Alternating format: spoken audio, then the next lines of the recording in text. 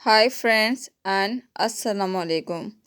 آج کی اس ویڈیو میں آپ کے ساتھ 4 ایڈوانس اسٹرکچر شیئر کرنے والی ہوں جو بہت ہی امپورٹنٹ ہے، تو چلیں شروع کرتے ہیں۔ اسٹرکچر نمبر 1 ہے سبجیکٹ پلس ٹو بی۔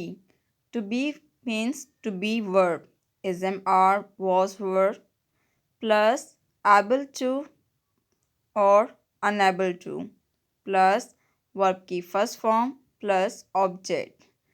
جب ہم اس طرح کا اسٹرکچر استعمال کرتے ہیں، اس اسٹرکچر سے بننے والے جو انگلش کے سینٹینسز ہوتے ہیں، اردو میں ان کی پہچان ہوتی ہے لیتا ہوں، لیتے ہیں، لیتی ہوں، پاتے ہیں، پاتے ہوں، پاتا ہے۔ ویسے اس اسٹرکچر سے بننے والے جو سینٹینسز ہوتے ہیں وہ شو کرتے ہیں ابیلٹیز کو اور اسکلس کو، مطلب کہ ہم ان سینٹینسز کے ذریعے ابیلٹیز کے بارے میں جانتے ہیں اور اسکلس کے بارے میں جانتے ہیں۔ چلیں اس اسٹرکچر کو اور زیادہ مزید ہم کلیئر کرتے ہیں ایگزامپل کے تھرو۔ تو ہمارے پاس کچھ ایگزامپلس ہیں۔ I am able to speak English easily. It means میں آسانی سے انگلش بول پاتی ہوں۔ سیکنڈ ایگزامپل ہے You are able to sing a song. It means تم گانا گا لیتے ہو۔ اس کا مطلب ہے کہ میرے اندر انگلش بولنے والی اسکل ہے، اسی لیے میں آسانی سے انگلش بول لیتی ہوں، اور آپ کے اندر گانا گانے کی اسکلس ہے، اسی لیے آپ آسانی سے گانا گا لیتے ہو۔ اگر آپ نے ان 2 ایگزامپلس کی طرف غور کیا ہوگا تو لاسٹ میں اردو میں اس کی ریکگنائزیشن جو ہم پہلے ویڈیو میں دیکھ چکے ہیں وہی ہے، جیسے ہے پاتی ہوں، لیتے ہوں، اس طرح کے۔ چلیں آگے مزید پڑھتے ہیں۔ پہلے جو ہم نے ایگزامپلس پڑھی اس میں ایبل ٹو کے بارے میں ذکر تھا۔ اب جو ہمارے پاس 2 مزید ایگزامپلس ہیں اس میں انیبل ٹو کو یوز کیا گیا ہے۔ انیبل ٹو جو ہے ہم ایز اے نیگیٹو سینٹینس کے لیے استعمال کرتے ہیں کہ جب ہم کسی ایبیلٹی اور اسکلس کے نہ ہونے کی بات کرتے ہیں۔ تو چلیں ایگزامپل کو پڑھ لیتے ہیں۔ I am still unable to explain my problem. اس کا مطلب ہے میں ابھی تک اپنی پریشانی بیان نہیں کر پاتی ہوں۔ سیکنڈ ایگزامپل ہے Ali is unable to speak a single word ahead of his parents.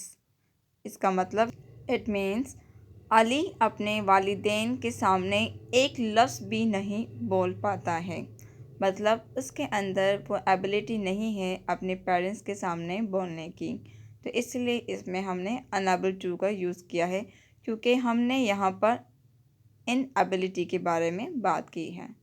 چلیں آگے بڑھتے ہیں۔ اب ہم اس اسٹرکچر کو کنٹینیوس میں استعمال کریں گے۔ اس کا اسٹرکچر ہے subject plus to be plus being plus able to plus enable to plus verb کی فرسٹ فارم پلس آبجیکٹ۔ جب ہم یہ اسٹرکچر استعمال کریں گے تو اس اسٹرکچر سے بننے والے انگلش کے جو سینٹینسز ہوں گے ان کی اردو میں جو پہچان ہوگی پا رہی ہوں، پا رہا ہے، پا رہے ہیں۔ ویسے آپ سب جانتے ہوں گے کہ بینگ جو ہے وہ ورب کی 4th فارم ہے۔ چلیں ہمارے پاس ایگزامپل ہے Now she is being able to walk. It means اب وہ چل پا رہی ہے، مطلب کہ اب اس میں چلنے کی ایبیلٹی ہے۔ تو یہ جو سینٹینس میں نے آپ کے سامنے استعمال کیا ہے یہ کنٹینیو کا سینٹینس ہے۔ ہمارے پاس اب ایک نیگیٹو سینٹینس ہے۔ نیگیٹو سینٹینس جو ہے وہ ہے I was being unable to speak due to fear. It means میں ڈر کی وجہ سے نہیں بول پا رہی تھی۔ اب آپ دیکھیں یہاں پر was استعمال ہوا ہے، it means ہم اسے پاسٹ میں بھی استعمال کر سکتے ہیں۔ اب ہمارے پاس انٹروگیٹو نیگیٹو اسٹرکچر ہے اور اس کے ریلیٹیو میں نے آپ کے ساتھ یہاں پر ایگزامپل شیئر کیا ہے۔ ایگزامپل ہے Were you being unable to tell? It means کیا تم نہیں بتا پا رہی تھی؟ یہ ہے انٹروگیٹو۔ ہمارے پاس انٹروگیٹو کا ایک اور سنٹینس ہے، تو چلیں اسے پڑھ لیتے ہیں۔ آپ کے سامنے اسکرین پہ صرف نیگیٹو شو ہوا ہے، لیکن یہ انٹروگیٹو نیگیٹو ہے، کیونکہ اس میں ہم نے انیبل کا ذکر بھی کیا ہے، اور یہ پریزنٹ کے ریلیٹیو سنٹینس ہے۔ تو چلے پڑھتے ہیں۔ Is she unable to learn English? کیا وہ انگلش نہیں بول پا رہی ہے؟ ویسے عموماً جب ہم ایبیلٹی اور ان ایبیلٹی کے بارے میں بات کرتے ہیں تو ہم ایک ماڈل ورب یوز کرتے ہیں کین، اور اس کی پاسٹ فارم ہوتی ہے could۔ لیکن اگر آپ ایڈوانس لیول پہ انگلش بولنا چاہتے ہیں تو آپ کین اور could کی جگہ پر اب سے یہ والا اسٹرکچر یوز کریں۔